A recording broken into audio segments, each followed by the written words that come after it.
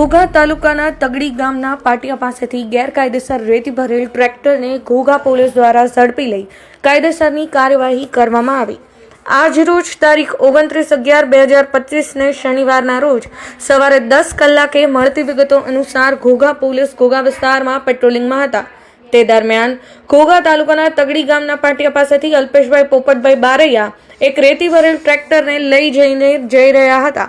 તે દરમિયાન ઘોઘા પોલીસ દ્વારા રેતી ભરેલ ટ્રેક્ટર ડ્રાઈવર અલ્પેશભાઈ બારૈયા પાસે રેતી અંગે રોયલ્ટી પાસ પરમિટ માંગતા કોઈ સંતોષકારક જવાબ ન આપી શકતા આ રેતી ભરેલ ટ્રેક્ટરને ઘોઘા પોલીસ સ્ટેશન લાવી ઘોઘા પોલીસ દ્વારા કાયદેસરની કાર્યવાહી કરવામાં આવી।